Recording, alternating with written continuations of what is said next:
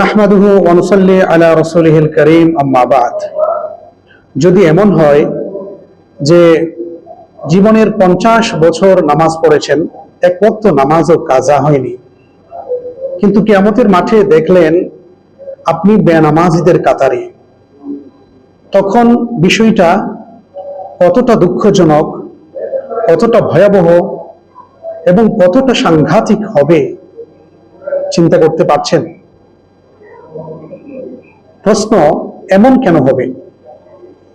একজন ব্যক্তি নামাজ পড়েও সারা জীবন কিয়ামতের মাঠে আল্লাহর সামনে দাঁড়াতে হবে বেনামাজিদের কাতারে, এমনটি কেন হবে? এমনটি হওয়ার দুটি কারণ।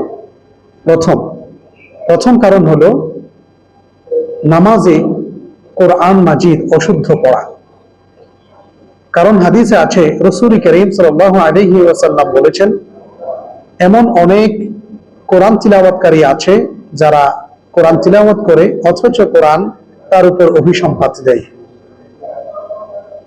এই জন্য ফুকাহায়ে কেরাম গণ বলেছেন, নামাজে কোনো ব্যক্তি যদি অশুদ্ধ পড়ে তাহলে তার নামাজ ভেঙে যায়। যে কারণে নামাজ হবে না, তার দ্বিতীয়টি হলো মাসআলা মাসাইল না জানা।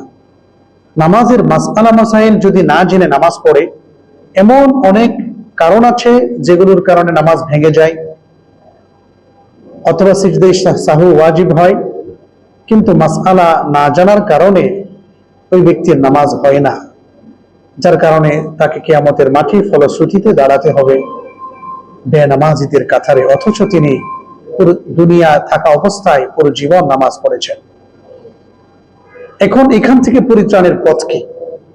মুক্তির উপায় কি? মুক্তির উপায় দুইটা। প্রয়োজনীয় মাসআলা নামাজের একজন ব্যক্তির জানতে হবে যথাযথ। কতটুকু জানতে হবে? একজন ব্যক্তি ইমামতি করার জন্য যতটুকু প্রয়োজন মাসআলা জানার, ঠিক ততটুকুই জানতে হবে। 2 নম্বর, কোরআন মাজিদ শিখতে হবে ভালো করে, শুদ্ধভাবে, সহিহভাবে।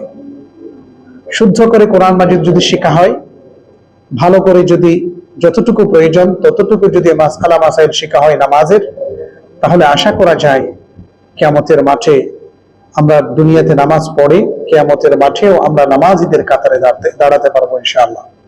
আসুন আমরা আলেম ওলামাগণের শরণাপন্ন হয়ে মাসআলা মাসাইল শিখে নিই এবং কোরআন মাজিদ শুদ্ধভাবে পড়া শিক্ষা করে নেব ইনশাআল্লাহ। মহান আল্লাহ আমাদেরকে বোঝা এবং আমল করার তৌফিক দান করুন, আমিন।